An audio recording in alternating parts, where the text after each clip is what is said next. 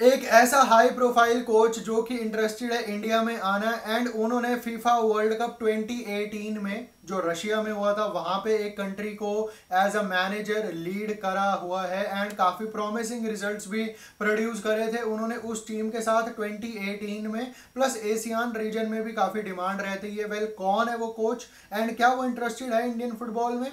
And plus under 23 की जो team है इंडिया की, भैया वो क्यों मैचेस नहीं खेल रही है? हमारी फेडरेशन स्लीपिंग फेडरेशन है, एंड इसमें कोई डिनाइल नहीं है। Hey guys, welcome back to my channel. And अगर आप चैनल पे पहली बार ही आए हो तो make sure subscribe to this channel, क्योंकि यहाँ पे आपको इंडियन फुटबॉल पे डेली रिलेटेड वीडियोस मिलती रहती हैं। सो मेक श्योर सब्सक्राइब यार। So let's start the video.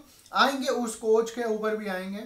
Plus यहाँ पे मैं सबसे पहले शुरुआत करना चाहता हूँ यार, आज एक ऐसे मुद्दे के ऊपर जो कि हमारे फेडरेशन को देखना चाहिए बट वो नहीं देख रहे हैं। वो है अंडर 23 की टीम की डेवलपमेंट। इस साल में इंडिया अंडर 23 की टीम ने सिर्फ 2 मैचेस खेले हैं अगेंस्ट मलेशिया, जो कि हमने मलेशिया में जाके खेले थे। क्लोज डोर्स में वो मैच खेले गए थे। हमको कोई मैच देखने की भी सुविधा नहीं मिल पाई थी क्योंकि क्लोज डोर्स में मैच हुए थे वो। बट यहाँ पे अगर आप टॉप एशियन कंट्रीज देखो, टॉप वर्ल्ड की कंट्रीज देखो, तो उनकी अंडर 23 की टीम्स एक साल में 10 से 14 मैचेस तक खेलती है। कई कई कंट्रीज तो ऐसी भी हैं जो 16 मैचेस तक खेल जाती है उनकी अंडर 23 टीम, उनकी कंट्री। एंड हमारी एक इंडियन नेशनल टीम है अंडर 23 की, उन्होंने पूरे साल में अभी तक सिर्फ 2 मैचेस खेले हैं।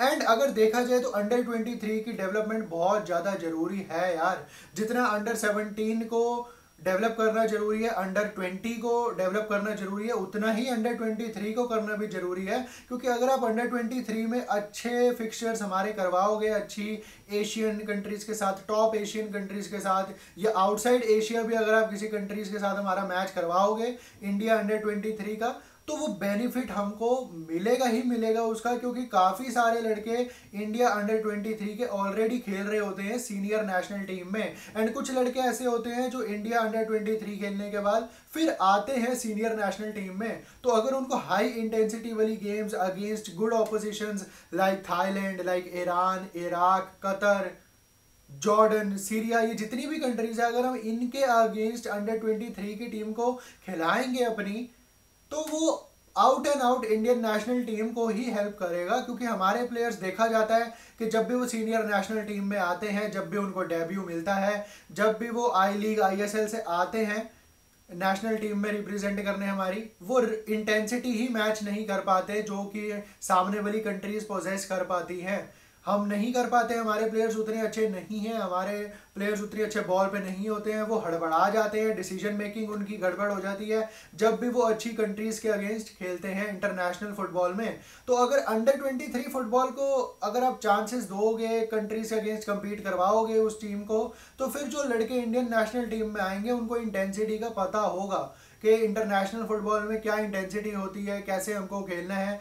ISL आई लीग एक अलग बात होती है, that can not be compared to international football. हमने देखा है सालों साल के ISL से जितने भी प्लेयर्स हमारे कई बार आते हैं नेशनल टीम में, वो बिल्कुल घबराए हुए होते हैं, उनको समझ ही नहीं आता है कि पिच पे क्या हो रहा है। इसका रीसेंट अगर मैं एग्जांपल देखूं तो कुवैत वाले फिक्सचर उठा लो, आप कतर वाला उठा लो, जितने भी ऐसे लैड्स हैं जिनको ज़्यादा टाइम नहीं मिलता है ISL में एंड वो नेशनल टीम में आ जाते हैं अगर, तो उनकी डिसीजन मेकिंग कितनी ज़्यादा पुअर होती है, उनकी जो फर्स्ट टचेस होते हैं वो कितने पुअर होते हैं, उनको पता ही नहीं होता है कि इंटेंसिटी कितनी ज़्यादा होती है इंटरनेशनल फुटबॉल में, वो कोप अप नहीं कर पाते। तो हमारी फेडरेशन स्लीपिंग फेडरेशन में इसलिए कह रहा था क्योंकि हमारी फेडरेशन सिर्फ तभी टीम बनाती है, सिर्फ तभी टीम का कोच अनाउंस करती है जब क्वालिफायर्स आते हैं या फिर जब टूर्नामेंट आता है। अंडर 17 क्वालिफायर्स सिर पे हैं हमारे एशियन कप के, तो भैया हमने टीम बना दी, कोच अनाउंस कर दिया, सैफ चैंपियनशिप अनाउंस कर दी हमने अंडर 17 की, क्योंकि क्वालिफायर्स हैं सितंबर अक्टूबर में इसी साल, तो इसीलिए ये कर दिया AIFF ने। Same with under 23 lot as well, वहां पे भी हमने क्वालिफायर्स खेलने हैं इस साल में, तो हमने जल्दी जल्दी में टीम बना दी, जल्दी जल्दी में हमने सैफ चैंपियनशिप अनाउंस कर दी अंडर 20 की, एंड जल्दी जल्दी हमने कोच अनाउंस कर दिया। बट अब अंडर 23 का कुछ नहीं है इस सीजन, तो क्या हम सिर्फ 2 ही मैच खेलेंगे पूरे साल में? ये एक भैया स्लीपिंग फेडरेशन को उठा के बताना चाहिए हमको AIFF को कि क्या कर रहे हो भाई तुम। अंडर 23 एक कोर होता है सीनियर नेशनल टीम का। कितने टीम्स ऐसी हैं जिनके हाफ ऑफ द प्लेयर्स जो अंडर 23 की टीम में होते हैं वही सीनियर नेशनल टीम में होते हैं। अभी अभी हमने देखा कि कतर की जो अंडर 23 टीम हमने देखी थी खेलते हुए अगेंस्ट इंडिया, वो कितनी अच्छी थी, कितने अच्छे जेलअप थे उनके प्लेयर्स। तो हमारे प्लेयर्स क्या, हमारे प्लेयर्स तो हमें पता ही नहीं है अंडर 23 के इस वक्त कौन है कोच, क्या उनको आने वाले दिनों में मैचेस मिलेंगे भी नहीं मिलेंगे।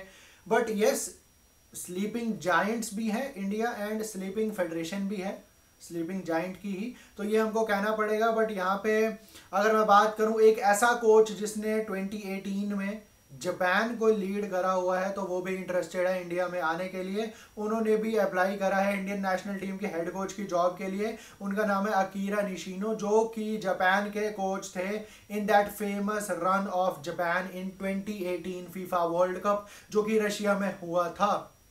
एंड वहां पे उन्होंने कोलंबिया को हरा दिया था उस जापानीज टीम ने, एंड सेनेगल के अगेंस्ट उन्होंने 2-2 ड्रॉ करा था।